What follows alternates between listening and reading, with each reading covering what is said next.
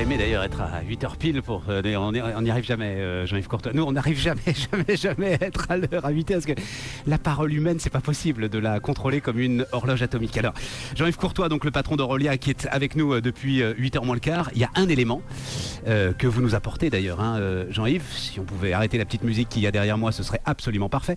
Il y a un élément que vous nous apportez, Jean-Yves, c'est que donc la dernière heure, la dernière minute de la dernière heure du dernier jour du mois de juin fera 61 secondes. On va avoir une seconde de plus. Oui, c'est vrai. C'est parce que la Terre, en fait, ne tourne plus en 24 heures. Elle tourne en 24 heures et 2 millisecondes. En fait, elle a tourné en 24 heures exactement autour de 1820, on estime. Ça, c'était précis à ce moment-là. Mais depuis, elle ralentit.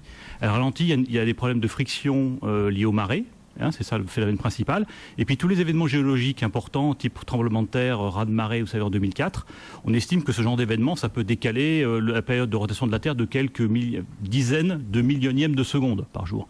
Donc quand vous faites le calcul, 2 millisecondes de décalage par jour fois 500 jours, fois 1 an et demi, ça fait une seconde. Et donc en fait, comme on essaie de recaler en permanence le temps atomique qui lui est parfait, d'accord, lui il subit aucune dérive, il est la référence absolue aujourd'hui, mais on cherche quand même à le recaler avec la position de la Terre, parce qu'on ne veut pas accumuler les erreurs d'une seconde à raison d'une minute tous les 500 ans, d'une heure tous les 5000 ans, etc. On a envie de se maintenir à l'heure, et donc il faut rajouter ces secondes comme ça artificiellement à la main, si vous êtes dans le système, et on le fait à peu près tous les 18 mois, mais c'est irrégulier, c'est imprédictible. En fait. Et donc vous êtes 3 dans le monde, hein, il faut le rappeler. 3 dans le monde à contrôler le temps atomique, donc, oui. Dont Aurelia. Oui.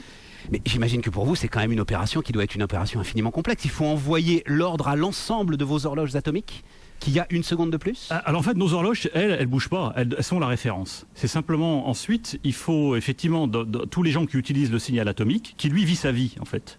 Lui vit sa vie. D'accord, lui il ne bougera pas. C'est la traduction de ce signal. Exactement. Ouais. Il y a le temps atomique. Ça, c'est un paramètre fondamental. Et il y a le temps universel qui s'en déduit en rajoutant des secondes de temps en temps, ces fameuses secondes intercalaires. Opération. Et là, il y a un doute sur le maintien de ces opérations. C'est ça, c'est-à-dire qu'on n'est pas tout à fait sûr.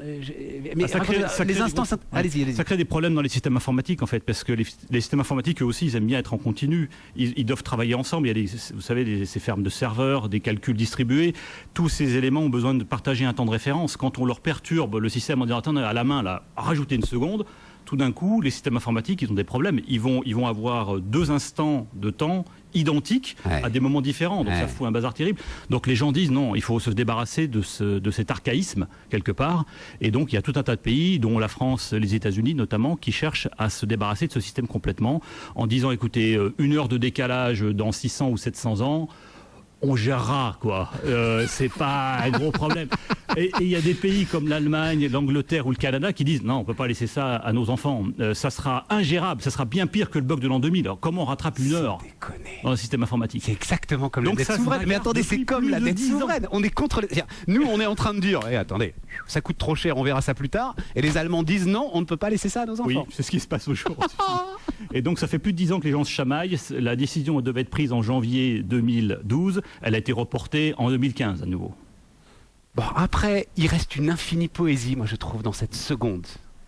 Dans cette seconde que le monde va se rajouter finalement à lui-même pour rattraper la Terre, ou du moins pour, au contraire, oui c'est ça, pour respecter le fait que la Terre ait dû ralentir sa course. 5000 ans d'histoire où finalement on a utilisé la position du Soleil comme référence de temps. Donc les gens s'accrochent encore à ça et disent on peut pas abandonner 5000 ans d'histoire comme ça.